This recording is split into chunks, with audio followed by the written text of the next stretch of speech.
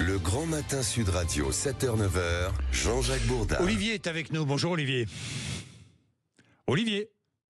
Oui, je suis là. Oui, bonjour Olivier. Olivier, Bonjour. vous avez entendu le député Ludovic Mendes, qui était là il y a un instant, qui propose donc ce rapport à l'Assemblée nationale, qui propose une forme de légalisation du cannabis avec des genres de bureaux, comme des bureaux de tabac, avec une licence où l'État pourrait vendre du cannabis, enfin l'État, ou du moins des propriétaires, des propriétaires de boutiques qui, sous contrôle de l'État évidemment, pourraient vendre du cannabis en quantité limitée.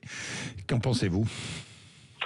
Alors, c'est un problème complexe. Globalement, je suis contre le fait qu'on puisse légaliser des drogues, quelles qu'elles soient. Maintenant, l'alcool a montré, avec la prohibition américaine, que quand il y avait une masse suffisamment de gens qui voulaient, on ne pouvait pas stopper le système.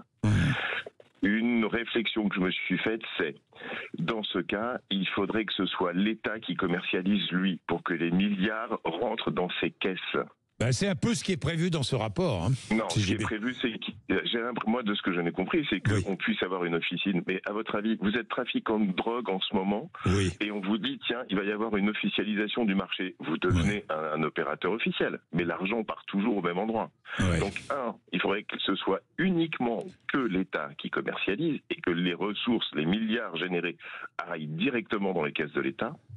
Et deuxièmement, parce que ça, j'en ai ras-le-bol, tous les mecs que je vois qui fument sentiment ont toujours... Enfin, je suis admiratif des réseaux de commercialisation, notamment du cannabis, parce que quand vous croisez un mec qui fume du shit, il vous dit toujours non mais moi c'est le fils de ma concierge qui en fait un peu pour lui et qui me le revend à moi. Tous les mecs qui achèteraient ailleurs, ils seraient attaqués pour financement du terrorisme. C'est pas compliqué. Il y en a ras-le-bol.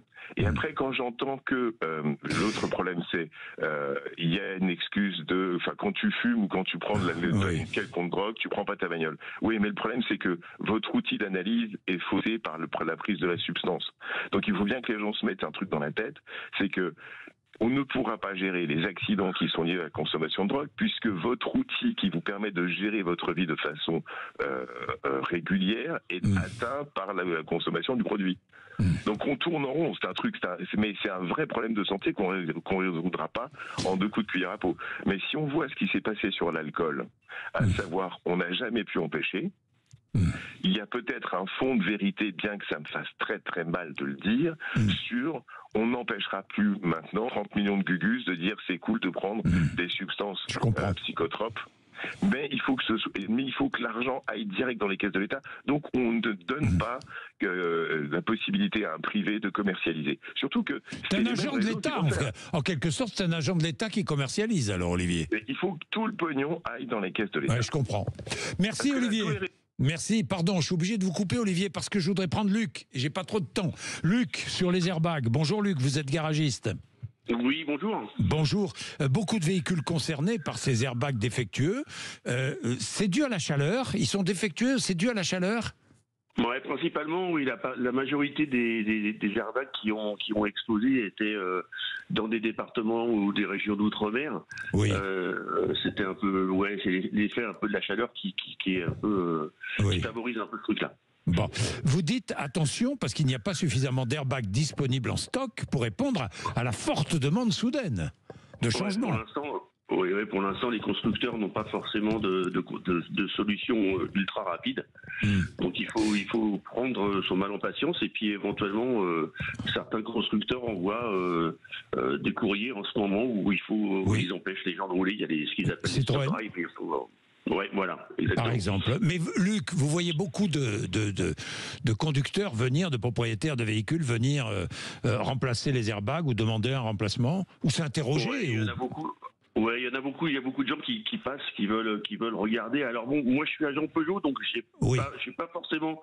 Il y en a très peu. Il y a que l'Aïon, je crois, qui est atteint par là. Exact. Par contre, il y a beaucoup de gens de mes clients qui ont des Citroën, etc., qui s'inquiètent un peu de ce sujet-là, en fait. Il y a des marques moins touchées. Cette marque Takata qui fabriquait ces airbags défectueux, qui est une marque japonaise qui a fait faillite d'ailleurs. Luc. Aujourd'hui, les airbags sont de meilleure qualité ? Oui, aujourd'hui, les airbags sont de meilleure qualité, et c'est la raison, puisque là, les airbags qui sont touchés par ce sujet-là, c'est des airbags qui ont été montés entre, je crois, 96 et 2017 ou 2018. Oui. Donc, je pense que peut-être qu'en dessous, il y avait, enfin, ils se sont aperçus un petit peu, justement, Takata, là. Ils ont dû s'apercevoir un petit peu de leur truc, et c'est peut-être ce qui a causé un petit peu la fin de la carrière. Ouais. Merci Luc, dans tous les cas. Merci. Vous êtes garagiste dans l'Essonne. Hein. Je le rappelle. Merci d'être avec nous le matin sur l'antenne de Sud Radio. C'est un plaisir de vous savoir là. Vous, comme tous les autres. Il est 8h01.